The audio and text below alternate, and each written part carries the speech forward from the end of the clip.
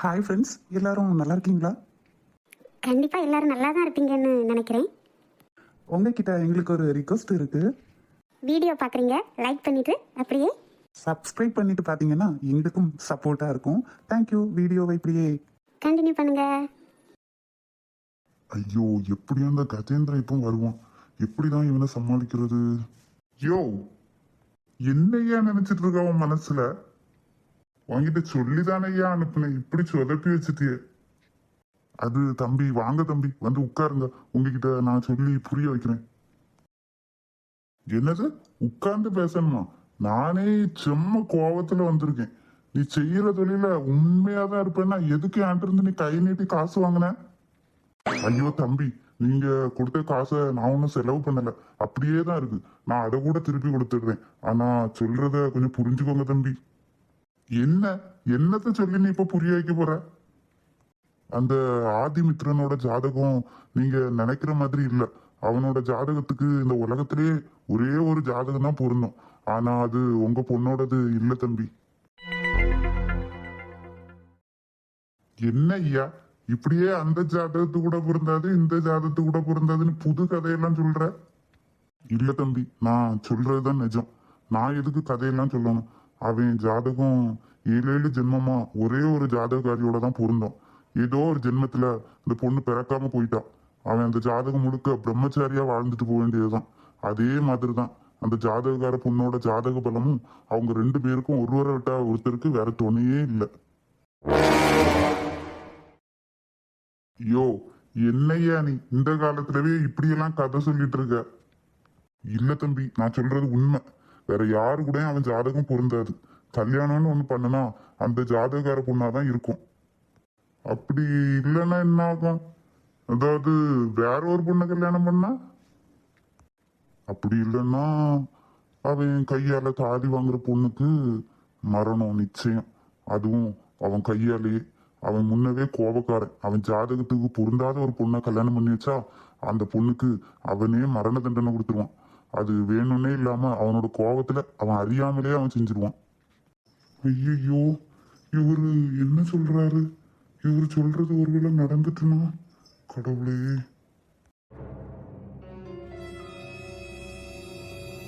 யாருக்கிட்டயா கதை சொல்ற? அவன் அவ்வளவு பெரிய பிசினஸ் மேன். இப்படியெல்லாம் கண்டிப்பா நடந்துக்க மாட்டான். அதேதான் தம்பி நானும் சொல்றேன். அவ்வளவு பெரிய பிசினஸ் மேனுக்கு கொலை பண்ணாலும் அதை மறைக்கவும் தெரியும் இல்லையா? உங்க பொண்ணோட வாழ்க்கைக்காக தான் நான் சொன்னேன். அதே மாதிரியே இங்க பாருங்க, நீங்க தேவையில்லாம பேசுறீங்க. இந்த கொலை தெய்வம் அது இதெல்லாம் நான் அவன் ஜாதகத்துல கணிச்சப்ப வந்ததை தான் சொல்லியிருக்கேன். கண்டிப்பா குலதெய்வம் கோயிலுக்கு பூஜை போட்டுதான் ஆகணும். இல்லைன்னா இல்லைன்னா வரது எல்லாத்தையும் நீங்க தான் அனுபவிக்க வேண்டியிருக்கும். சொத்துக்காக பொண்ணை இழந்துடாதுங்க, அது ஒண்ணுதான் நான் சொல்லுவேன். அட்வைஸ் கேட்கறதுக்காகலாம் நாங்க ஒன்றும் வரல. ஒழுங்கான கொடுத்த காசுக்காக வேலையை நீ செஞ்சுதான் ஆகணும். இந்த கஜேந்திரனை பத்தி உனக்கே தெரியும்னு நினைக்கேன். இவ்வளவு நேரம் மரியாதை கொடுத்துட்டு இருந்தது எல்லாமே நீ செஞ்சுட்டு இருக்கிற இந்த தொழிலுக்காக தான். எனக்கு நேர்மையா நடந்துக்க, இல்லைன்னா நான் என்ன பண்ணுவேன்னு எனக்கே தெரியாது. அதனாலதான் சொல்றேன். இந்த கோயில் திருவிழா சம்பிரதாயம் எல்லாம் எவ்வளவு சீக்கிரம் நடக்க முடியுமோ அவ்வளவு சீக்கிரம் நடத்துறோம். அது நடந்து முடிஞ்ச அடுத்த நாளே என் பொண்ணுக்கும் அவனுக்கும் கல்யாணம்ன்ற மாதிரி நாள் குறிச்சு தர, அவ்வளவுதான். அதுக்கு மேலையும் அது நல்லா இல்ல, கட்டம் நல்லா இல்ல, வட்டம் நல்லா இல்ல, அப்படி இப்படின்னு ஏதாவது சொல்லிட்டு இருந்த இருக்கிற இடம் தெரியாம அழிச்சிடுவேன், அவ்வளவுதான். சரி தம்பி, திருவிழா முடிஞ்சதுமே நான் அந்த ஐயா கிட்ட பேசி நல்ல நாளா குறிச்சு தரேன். அதுதான் உனக்கு நல்லது. வரட்டா? என்னப்பா நீங்க அவரு இந்த மாதிரி மிரட்டிட்டு போறாரு, நீங்க அமைதியா இருக்கீங்க. இங்க பாரு கண்மணி, நம்ம காலகாலமா ஜோசியத்தை மட்டும்தான் நம்பி பொழப்பு நடத்திட்டு இருக்கோம். என்ன இருந்தாலும் இந்த ஜோசியத்துக்கு எதிரான ஒண்ணுமே சொல்ல மாட்டேன். அப்போ எதுக்கு நீங்க அவர்கிட்ட காசு வாங்குனீங்க? அப்படி கேளு கதைய. அவர்கிட்ட நான் காசு வாங்கலைன்னா அந்த ஐயாவோட பேரன் கூட அவங்க பொண்ணுக்கு கல்யாணம் நடத்துறதுக்காக வேற ஏதாவது ஐடியா போட்டிருப்பாரு. அதுக்குதான் நான் அதுக்கு ஒத்துக்கிட்டேன். அப்போ நீங்க அவங்களுக்கு ஜாதகம் பொருந்தி இருக்குன்னு பொய் சொல்ல போறீங்களாப்பா? ஐயோ கண்மணி, இவ்வளவு நாள்ல உங்க அப்பா ஜோசியத்துல பொய் பேசி நீ பாத்திருக்கியா? கண்டிப்பா கிடையாது. ஆனால் அப்புறம் என்னதான் பண்ண போறீங்க? நான் இன்னைக்கு சாயங்காலம் ஆதிகேஸ்வர ஐயாவை போய் பார்க்கணும். இல்லைன்னா ஐயாவே கொஞ்ச நேரத்துல இங்க வந்தாலும் ஆச்சரியப்பட இல்லை. கண்டிப்பா அந்த நம்பிக்கை எனக்கு இருக்கு. எப்படி சொல்றீங்கப்பா? தெரியும், நான் சொன்ன குறிப்பை வச்சு ஐயா புரிஞ்சுக்கிட்டாரு. அதனாலதான் நான் கிளம்பும் போதும் அவரு அப்புறமா பார்க்கலாம் அப்படின்னுட்டு சொல்லிதான் என்ன வழி அனுப்பி வச்சாரு. அப்படி வரலன்னா? அப்படி வரலன்னா கண்டிப்பா நானே அவரை போய் தேடி பார்க்குறேன். நீ ஒன்றும் கவலைப்படாத. தாத்தா, எனக்கு மிட்டாய் வாங்கி தாங்க தாத்தா. வாங்க செல்லக்குட்டி, எங்க தாத்தா கிட்ட வாங்க. நான் வெளியில போகும்போது வாங்கிட்டு வரேன். நமக்குள்ள இப்ப என்கிட்ட இல்ல. தாத்தா, வெளியில போகும்போது என்னையும் கூட்டிட்டு போங்க தாத்தா. சரி மக்களே, பிள்ளையும் கூட்டிட்டு தான் போவேன்னா. ஐ ஜாலி ஜாலி. ஏத்து எப்ப பார்த்தாலும் தாத்தா இருக்கு விடுறியா? மிட்டாய் வாங்கி தாங்க, மிட்டாய் வாங்கி தாங்கன்னு எத்தனை தடவை வாங்கி தந்தாச்சு. என்ன ஏதாச்சும் மணிக்கூர் எத்தனை ஆச்சு? வா குளிச்சுட்டு தலையை கட்டு. சரி மக்களே, அம்மா கூட போய் குளியே, அதுக்கப்புறம் தாத்தா கூட்டிட்டு போறேன்னா. லவ் யூ தாத்தா. ஐயோ ஐயா, வாங்க ஐயா, உங்களுக்காக தான் காத்துட்டு இருந்தேன். என்ன, நான் வருவேன்னு உங்களுக்கு தெரியுமா? கட்டாயம் தெரியும் ஐயா, நீங்க வருவீங்கன்னு. உங்ககிட்ட செய்தி சொல்றதுக்காக தான் நான் தவிச்சிட்டு இருந்தேன். அது உங்களுக்கே தெரியும் தானே ஐயா? தெரியும் தெரியும். சொல்லுங்க ஜோசியர, என்ன விஷயம்? அது அது வந்து நம்ம கஜேந்திரன் 2 நாள் முன்னாடி என்ன வந்து பார்த்தாருங்க ஐயா. பார்த்துட்டு அவங்க பொண்ணோட ஜாதகம் நம்ம ஆதி தம்பியோட ஜாதகத்து கூட பொருந்துற மாதிரி குறி சொல்ல சொன்னாரு. நினைச்சேன் அவன் இப்படியெல்லாம் பண்ணுவான்னு நான் நினைச்சேன். இவன் என் பையன் சூரிய நாராயணன் இருந்த வரைக்குமே அவனை நம்பிதான் இருந்தான். நண்பன் அப்படின்னு என் பையனும் உயிரை விட்டுட்டு இருந்தான். ஆனா இவன் இவ்வளவு பெரிய துரோகியா இருப்பான்னு நான் நினைச்சு கூட பார்க்கல ஐயா. ஒருவேளை அவங்க பொண்ணை கல்யாணம் பண்ணி கொடுத்தே ஆகணுங்கிறதுக்காக கூட இப்படி பண்ணிருக்கலாம்.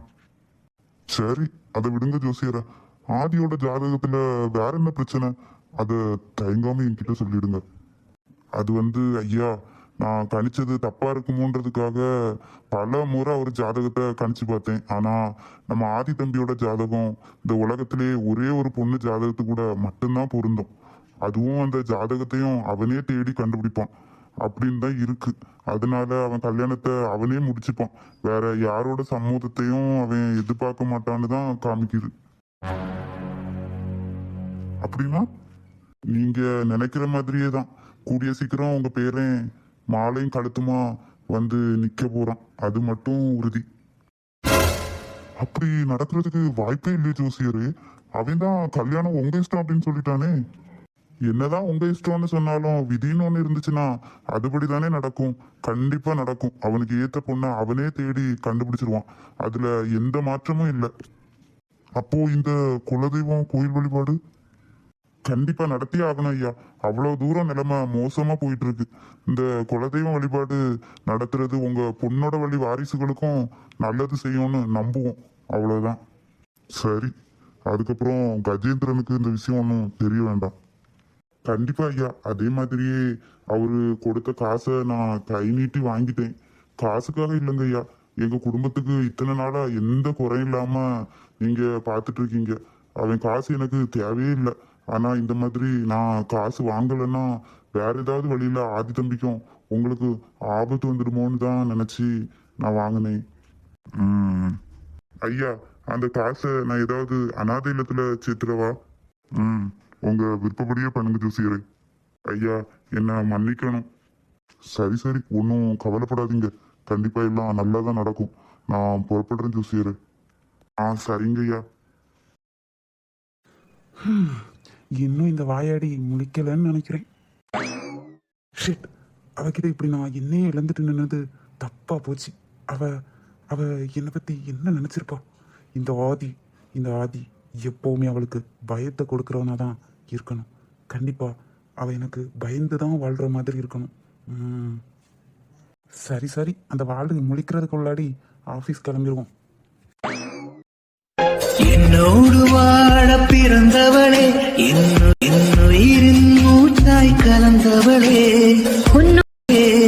உன்னோடு இருக்கும் என் உயிரே, உன் பாசமூச்சில் நானே. ஐயோ கனவா? நானும் பயந்துட்டேன். என்னடா காலையிலே இவ்வளவு பட்டு பயங்கரமான கனவா இருக்கு. பகல் கனவு பழிக்கும்னு சொல்லுவாங்களே, இப்படி மட்டும் நடந்துட்டா என்ன ஆகுறது நம்ம லைஃப்? ஆத்தாடி கடவுளே, நீ தான் என்ன காப்பாற்றணும். சரி, அந்த வில்லன் கிளம்பி வரதுக்குள்ள நம்ம பேசாமல் ஆஃபீஸ் ஓடிடலாம். என்ன சொல்றாரு இந்த ஜோசியர்? அவனாவது ஒரு பொண்ணை விருப்பப்பட்டு கல்யாணம் பண்றதாவது என்ன நடக்க போகுதோ தெரியல. அதுவும் சீக்கிரமாவே நடக்கும்னு சொல்றாரு. இப்போ இத கங்கா கிட்டையும் மித்ரா கிட்டையும் சொல்லலாமா வேண்டாமா? காலமும் நேரமும் கூடி வரும்போது நாமளே சொல்லிடலாம். அப்பா அப்பா, என்னாச்சுப்பா? என்னம்மா, ஏன் இப்படி படபடப்போட வர்ற? அது அது ஒன்றும் இல்லைப்பா, ஜாதகம் பார்க்க போனீங்க, அதான் ஜாதகம் பொருந்திருக்கா இல்லையா? ஆம், ஜாதகம் எல்லாம் பார்த்துட்டு வந்தாச்சு. ஆனா இப்போதைக்கு கல்யாணம் நடக்காது, கொஞ்ச நாள் தள்ளி போட்டிருக்காங்க. என்னாச்சுப்பா? அவங்க குலதெய்வம் கோயில்ல திருவிழா நடந்து முடிஞ்சதுக்கு அப்புறம்தான் கல்யாணம்னு சொல்லியிருக்காங்கம்மா. ஓ, சரி சரி. நீ ஒன்றும் கவலைப்படாத, எல்லாம் அப்பா பார்த்துக்கிறேன். உள்ள போம்மா. சரிப்பா. அப்புறம் அப்புறம் என்னம்மா? ஒன்றும் இல்லைப்பா, அண்ணா கால் பண்ணியிருந்தாரு. என்னவா அவனுக்கு? நீங்கள் வந்தது அவனுக்கு திருப்பி ஃபோன் பண்ண சொன்னான். ஏதோ முக்கியமான விஷயம் பேசணுமா. சரி சரி, நான் பேசுறேம்மா, நீ போ. ம், ஓகேப்பா. டேய் மானவ், சொல்லுடா, எதுக்கு கால் பண்ண சொன்னியா? மாலதி இப்பதான் வீட்டுக்கு வந்தப்போ சொன்னான். அப்பா, போன காரியம் என்னாச்சு? ஒன்னும் ஆகலடா, அந்த ஜோசியரு சொதப்பிட்டாரு. ஏதோ கட்டத்தை பார்த்ததுல ஆதி கூட நம்ம மாலதிக்கு கல்யாணம் பண்ணி வச்சா மாலதிக்கு ஆகாதான், உயிர் போற அளவுக்கு ஏதோ ஆபத்து வருமா. என்னப்பா நீங்க ஒரு ஜோசியர் இப்படி சொன்னா அப்படியே விட்டதா? வேற ஏதாவது ஜோசியரை பார்க்கலான்னு சொல்ல வேண்டியதானே? டேய், அங்கதான்டா நம்ம எதுவுமே பண்ண முடியாத நிலைமையில நிக்கிறோம். என்னாச்சுப்பா? அந்த கிழடுங்க ரெண்டுமே ஜாதகத்தை பயங்கரமா நம்புதுங்க. அதே மாதிரியே அந்த மித்ராவும் அந்த கிழடுங்க என்ன சொல்றாங்களோ அததான் கேட்பா. பையன் தாய் சொல்ல தட்டாம வளர்ந்தவன். அதனாலதான் நான் அந்த குடும்ப ஜோசியரை போய் பார்த்துட்டு எல்லாத்தையும் முடிச்சிடலான்னு பார்த்தேன். ஓ, இப்போ என்ன பண்றது? ஒன்றும் பிரச்சனை இல்லை, மறுபடியும் போய் மிரட்டிட்டு தான் வந்திருக்கேன். இன்னும் 1 மாசத்துக்குள்ளேயோ 2 மாசத்துக்குள்ளேயோ கண்டிப்பா மாலதிக்கு கல்யாணம் நடந்துடும். அதை பத்தி ஒன்றும் நீ கவலைப்படாத. அது எப்படிப்பா அவ்வளவு உறுதியா சொல்றீங்க? இன்னும் இல்லை, ஏதோ கோயில் திருவிழா நடத்தணுமா, அந்த விழா நடந்து முடிச்சதுன்னா எல்லாமே நடந்துடுமா. ம், அப்புறம் அங்க என்னாச்சு மானவ்? இங்க என்னப்பா, 2-3 நாளுக்கு அப்புறமா தான் நான் ஆதியை போய் மீட் பண்ணலான்னு இருக்கேன். நம்ம பிஸ்னஸ் கூட ஏதாவது டீலிங் வைக்கிற மாதிரி பேசி பார்க்குறேன். அவன் ஒத்துக்க மாட்டான்னு தான் நினைக்கிறேன். அவன் பிஸ்னஸில் மட்டும் தெளிவாக இருக்கான். அவங்க அப்பா மிஞ்ச அளவுக்கு நேர்மையாக இருந்து தான் சம்பாதிக்கணும்னு நினைக்கிறான். ஆ, அவன் அப்ப நேர்மையா இருக்கணும்னு சொல்லி அடம் பிடிச்சதால தான் அவனை அனுப்பி வச்சுட்டேன். இப்போ பிள்ளையும் அதே இடத்துக்கு அனுப்பி வைக்க வேண்டியதுதான். அப்பா, நீங்கள் எது பண்ணுறதுனாலும் கொஞ்சம் யோசிச்சு பண்ணுங்க. நம்ம மாலதி வேற ஆதியை கல்யாணம் பண்ணுறதுல நல்ல இன்ட்ரெஸ்டடாக இருக்கா. டேய், அவ ஏன் பொண்ணுடா, அவன் மேல ஆசைப்பட்டு எல்லாம் கிடையாது. அவனோட சாம்ராஜ்யத்தை பார்த்து ஆசைப்பட்டு தான் அவனை கல்யாணம் பண்ணணும்னு நினைக்கிறான். என் பொண்ணு ஆசையை நிறைவேற்றி வைக்கிறதுக்கு என்ன வேணும்னாலும் பண்ணலாம். சரி, ஓகே, அதெல்லாம் இருக்கட்டும். அங்க நிலவரம் என்னாச்சு? அந்த அவனோட ஃப்ரெண்ட், அந்த சோபா பொண்ணோட தங்கச்சி, அவன் பின்னாடி சுத்திட்டு இருக்காராதா சொன்னிய, அது என்னாச்சு? அப்பா, அதான் நான் டீப்பாக வாட்ச் பண்ணிட்டு தான் இருக்கேன். அவன் வேற பலார்னு அன்னைக்கு வேற அரைஞ்சிட்டு இருக்கான். அதுலேருந்து வெக்ஸ் ஆகி இருக்கா. நீ எல்லாத்தையும், அதான் அந்த ஆதி பத்தி ஏதாவது அவளுக்கு தெரிஞ்சா அவகிட்ட இருந்து கேட்டு தெரிஞ்சுக்கிற மாதிரி பாரு. அவனை பத்தின என்ன விஷயமா இருந்தாலும் நமக்கு உபயோகமா தான் இருக்கும். அதான். ஆமாப்பா, அதை தான் நான் பண்ணிட்டு இருக்கேன். இந்த சோனா என்னை நம்புறா, நல்ல ஃப்ரெண்டுங்கிற நிலமையில என்ன வேணாலும் என்கிட்ட சொல்லிடுறா. அதில் ஒன்றும் பிரச்சனை இல்லை. ஆனால் என்னென்னா, அவள் 1 வாரமாக ஆதியோட ஆஃபீஸ் வந்துட்டு இருக்கா. எது, ஆபீஸ் வந்துட்டு இருக்காளா? அவ அப்பனே ஏதோ பிசினஸ் பண்ணிட்டு இருக்கதா சொல்லிட்டு இருந்த. பின்ன எதுக்குடா இவன் ஆபீஸ்ல இவ வேலைக்கு வரணும்? நீ என்ன பண்ணிட்டு இருந்த? அப்பா அது ஆதிய ஒருத்தையும் நெருங்க விடாம இருக்கிறதுக்கு தானே உன்னை அங்க இருக்க சொன்னேன். அவ இப்ப வேற ஆபீஸ்க்கு வந்திருக்கான்னு சொல்ற. அதான் எனக்கும் தெரியல. நானும் எவ்வளவோ தடுத்து பார்த்துட்டேன். ஆனால் அதுக்குள்ள அவனோட ஃப்ரெண்டு சோபா வந்து அவன்கிட்ட டைரெக்டாக பேசி ஏதோ வேலை வாங்கி கொடுத்துருக்கா. அவளுக்கு இப்போ எதுக்கு வேலை? நானும் சோனா கிட்ட அதை தான்ப்பா கேட்டேன். என்ன கேட்டுட்டு இருக்க? அவளுக்கு ஏதாவது ஒரு வழி பண்ண வேண்டியது தானே. இப்படியே போயிட்டு இருந்தா மாலதியோட வாழ்க்கை என்ன ஆகுறது? அப்பா அவெல்லாம் ஒரு ஆளுன்னு நீங்கள் வேற. ஆதி அவளையெல்லாம் திரும்பி கூட பார்க்க மாட்டான். டேய், அப்படியே எதையும் லேசா விடக்கூடாதுடா. நீ எப்படியாவது ஆதியை விட்டு அவளை தள்ளி வைக்கிற மாதிரியே பாத்துக்க. சரிப்பா, ஆதியை விட்டு அவளை தள்ளி வைக்கிறது தான் என்னோட முக்கியமான வேலையே. இது நான் எனக்காக பண்ணுறேன். எது உனக்காகவா? அதான்ப்பா, நம்ம மாலதிக்காக நான் செய்வேன். அதைத்தான் சொல்ல வந்தேன். கண்டிப்பாக நான் பார்த்துக்கிறேன்ப்பா. அப்பா, இது மாலதிக்காக மட்டும் கிடையாதுப்பா, எனக்காகவும் தான். நான் சோனாவை கல்யாணம் பண்ணிக்கணும். அதுக்காக தான் அவள் பின்னாடி எத்தனை வருஷம் சுற்றியிருக்கேன். ஆனால் அவளுக்கு என்னமோ ஆதியை தான் பிடிச்சிருக்கான். ஆதியோட சாம்ராஜ்யத்துக்கு அரசி ஆகணுமா? ஏன் அவன் அளவில் இல்லைனாலும் நானும் பிஸ்னஸ் தான் பண்ணுறேன். நானும் ஒரு சாம்ராஜ்யம் வச்சுருக்கேன். அவளுக்கு அது ஏன்பா புரிய மாட்டேங்குது? கண்டிப்பாக நான் புரிய வைக்கிறேன். ஏய் மானவ், என்ன விஷயம் இப்போ ஃபோன் பண்ணியிருக்க? நான் ஆஃபீஸில் இருக்கேன்டா. நீ ஆஃபீஸில் இருக்கிறதெல்லாம் இருக்கட்டும், என்னையெல்லாம் கண்டுக்கிறதே இல்லை. மறந்துட்டியா என்ன? ஐயோ, நீ என்னோட பெஸ்ட் ஃப்ரெண்டு. உன்னை எப்படிடா நான் மறப்பேன்? இப்போ தான் நம்ம வேலைக்கு வந்திருக்கோம். கொஞ்சம் ஒர்க் கற்றுக்கணும்னு நினைக்கிறேன். வேற எதுவும் இல்லைடா. நீ அங்கே போய் ஒர்க்கையா கற்றுட்டு இருப்ப? நான் ஒர்க் மட்டும் கற்றுட்டு இருக்க மாட்டேன்னு உனக்கு தெரியும் தானே? அப்புறம் என்ன? சும்மா தான் ஃபோன் பண்ணேன். நீ இப்போ அங்கே போனதோட ரீசன் நான் தெரிஞ்சுக்கலாமா? அது என்ன விஷயம்னா, நம்மளோட ஆதிமித்ரன் வந்து அவனுக்கு பிடிக்காத ஒரு பொண்ணு இருக்குன்னு சொன்னேனே, அந்த பொண்ணை இந்த ஆஃபீஸ்லேயே கொண்டு வந்து வேலைக்கு வச்சிருக்கான்டா. இது என்ன கதையா இருக்குடி? பிடிக்காத பொண்ணை கொண்டு போய் அவனோட ஆஃபீஸில் வேலைக்கு வைப்பானா என்ன? அதான்டா, கொண்டு வந்து வேலைக்கு வச்சுட்டானே. அதனால தான் எனக்கு என்னமோ மோதல்ல ஆரம்பிச்சு காதலில் முடியக்கூடாதுங்கிறதுக்காக தான் நான் இங்கே வந்திருக்கேன். ஓ, இதெல்லாம் உனக்கு எப்படி சொன்னா தெரியும்? அதான் எங்கள் அக்கா ஒரு பைத்தியம் இருக்கே, அவ என்னனாலும் உடனே என்கிட்ட உளறிடுவாடா. அப்போ சரி, அந்த பொண்ணு யாருன்னு விசாரிச்சு பார்த்தியா உங்க அக்கா கிட்ட? அது மட்டும் தெரியல. அது இன்னும் அவகிட்டே சொல்லலைன்ற மாதிரி தான் சொல்றாடா. அப்படியா? எனக்கு என்னமோ அவளுக்கு அந்த பொண்ணு யாருன்னு தெரியும், ஆனா அவ என்கிட்ட சொல்லலை அப்படின்னு தோணுது. அது எப்படி சொல்ற? இல்ல, எல்லாத்தையும் என்கிட்ட பட்டு பட்டுன்னு சொல்லுவா. ஆனா அந்த பொண்ணு பத்தி சொல்லும்போது தான் யோசிச்சு யோசிச்சு சொல்றா. நல்ல வேளை ஆதி அந்த பொண்ணை பத்தி விசாரிச்சுட்டு இருக்கிறது தெரிஞ்ச உடனே நம்ம உஷாரானது நல்லதா போச்சு. எல்லாம் உன்னால தான்டா. நீ இல்லைன்னா கண்டிப்பா இந்த மாதிரி எல்லாம் நடந்திருக்காது. என்ன சொன்னா நீ? அந்த வேலையை என்ன ஏதுன்னு சொல்லாம சொன்னதுனால தான் எனக்கு அந்த பொண்ணை பத்தி தப்பு தப்பா இன்ஃபர்மேஷன் கொடுக்க வேண்டியதா போச்சு. நீ அவ மேல ஆசைப்படுறது முன்னாடியே எனக்கு தெரிஞ்சிருந்தா கண்டிப்பா அந்த பொண்ணை பத்தி விசாரிக்கும் போது நல்லபடியா சொல்ல ஆள் செட் பண்ணியிருப்பேன். என்ன கிண்டலாடா? சும்மா சொன்னேன்டி சோனா. மேபி ஆதிமித்ரன் அந்த பொண்ணை கல்யாணம் பண்றதுக்காக கூட விசாரிச்சுட்டு வந்திருப்பான்னு தோணுது. அதனால தான் அன்னைக்கே நான் உஷாராகிட்டேன். சரி, அதெல்லாம் இருக்கட்டும் சோனா. உனக்கு முன்னாடியே தெரியுமா அவன் அந்த பொண்ணை பத்தி விசாரிக்க போறது?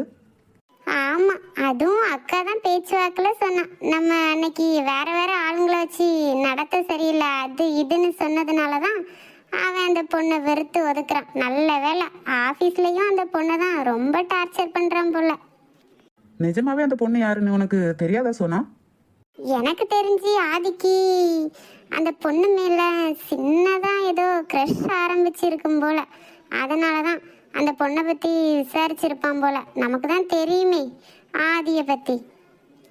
அவனுக்கு அவன் எதையாவது ஆசைப்பட்டுட்டா ஒன்று அது அவனுக்கு கிடைக்கணும், இல்லைன்னா வேற யாருக்குமே கிடைக்க கூடாது. கரெக்ட். அதனால தான் வேற யாருக்குமே கிடைக்காதபடி பண்ணிட்டு இருக்கான். அந்த பொண்ணை கொடுமைப்படுத்துறான். சரி, ஆனா இந்த ஆதி மற்றவங்க பேச்செல்லாம் கேட்கறவும் கிடையாது. அது ஒண்ணுதான் எங்கேயோ இடிக்குது. அதுதான் மானவ், உனக்கு நான் ஒன்னே ஒன்று மட்டும்தான் சொல்லலை. என்ன சொல்லல நீ? அது நான் என்னோட மொத்த பிளானே உனக்கு சொன்னேன். அதுபடி நீ எக்ஸிக்யூட் பண்ணினேன். ஆமாம், அவளை விசாரிக்க வந்தவங்க கிட்ட எல்லாம் நான் செட் பண்ணி வச்ச ஆளுங்க முன்ன சொல்லி கொடுத்த மாதிரியே சொன்னாங்க. ஆனா அதுக்கு மேலேயும் நான் ஒன்று பண்ணேன்.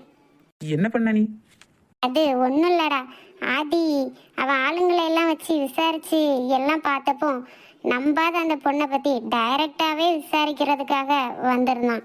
அதுதான் மானவ், நான் என்ன பண்ணேன்னா அந்த பொண்ணு அந்த பக்கமாக நடந்து போகும்போது அங்கே உட்கார்ந்துட்டு இருந்த எனக்கு ஒரு மெடிசின் மட்டும் வாங்கிட்டா அப்படின்ட்டு ஒரு மெடிசினோட பேரை சொல்லி வாங்க வச்சேன். என்னோட ஆள் ஒருத்திய வச்சு ரொம்ப முடியாத மாதிரி நடிச்சு அந்த அம்மா கேட்டதும் இந்த பொண்ணு ஹெல்ப் பண்ணுறேன் பேரில் மெடிசின் ஷாப்புக்கு போய் அந்த மருந்தை வாங்கிடுச்சு. ஓ, ஆதியும் அதை பார்த்துட்டான். அதுல இருந்து அவன் ரொம்ப டென்ஷனா கார்ல ஏறி போயிட்டான். அப்படி என்ன மருந்து வாங்க சொல்லி சொன்ன அந்த ஆளை வச்சு? அது அந்த மாத்திரை கன்சீவ் ஆகாம இருக்கிறதுக்கான மாத்திரை. வாட்? ஆமாடா, நம்ம பிசிக்கல் ரிலேஷன்ஷிப்ல இருக்கிற டைம் கன்சீவ் ஆகாம இருக்கிறதுக்காக அந்த டேப்லெட் யூஸ் பண்ணுவாங்க. அதை நானே நெட்டில் தான் பார்த்துட்டு அந்த பொண்ணுக்கிட்ட சொன்னேன். அது போய் வாங்கிட்டு வந்துச்சு. நம்ம நல்ல நேரம் ஆதி ஃபாலோ பண்ணி வந்த நேரமே நம்ம அந்த பொண்ணுக்கிட்ட லிஸ்ட்டை கொடுத்தது தான். எல்லாமே உனக்கு நல்ல நேரம்னு சொல்லு, எனக்கு கிடையாது. என்னடா உளர்ற? அது ஒன்றும் இல்லடி, நான் வைக்கிறேன். நீ சோனா, உனக்கு ஒன்று நான் கண்டிப்பாக நான் விட மாட்டேன். உன்னை நான் சின்சியராக லவ் பண்ணுறேன். நீ இப்படி ஆதி ஆதின்னு சொல்லிட்டு இருக்கிறது எனக்கு சுத்தமாக பிடிக்கல. உன்னை நான் ப்ரப்போஸ் பண்ணலான்னு பார்த்தா கூட மூச்சுக்கு 300 தடவை ஆதி ஆதின்னு சொல்லிட்டு இருக்க. அதனால தான் நானே அமைதியாக இருக்கேன். கண்டிப்பாக ஆதி மாலதி கல்யாணம் பண்ணிக்கிட்டா அவன் சொத்து எங்களுக்கு வந்து சேர்ந்துடும்.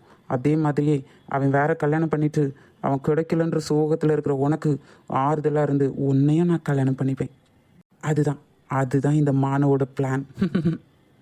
என்ன சார், உங்க பாஸுக்கு பாடி கார்டு வேலை பார்க்காம இங்க நின்றுட்டு இருக்கீங்க? என்ன விஷயம்? மேடம், சார் உங்களை ஆஃபீஸ் வரைக்கும் கூட்டிட்டு வந்து விட சொன்னாரு. எது, என்ன மேடம்னு கூப்பிடுறீங்களா? இங்க பாருங்க, உங்க பாஸுக்கு மட்டும் நீங்க மரியாதை கொடுங்க. அன்னைக்கே உங்க பாஸ் அவ்வளவு என்ன அசிங்கப்படுத்தி காசு கொடுத்து என்ன வாங்கிட்டு வந்ததை நீங்களே பார்த்துட்டு தானே இருந்தீங்க. அப்புறம் என்ன மேடம் எல்லாம் கூப்பிடுறீங்க? அண்ட் நானும் உங்களை சார்னு எல்லாம் கூப்பிடுவேன்னு எதிர்பார்க்காதீங்க. உங்க பேர் என்ன? ஜித்தன். யார் உங்களுக்கு பேர் வச்சாங்க? அம்மா அப்பா யாராவது வச்சிருப்பாங்க மேடம், கேட்டு சொல்றேன். மறுபடியும் மேடம்னு கூப்பிடுறீங்களா? அது இந்த மரியாதையெல்லாம் நீங்களே வச்சுக்கோங்க. என்ன மேடம் எல்லாம் கூப்பிட வேண்டாம், பேர் சொல்லி கூப்பிடுங்க.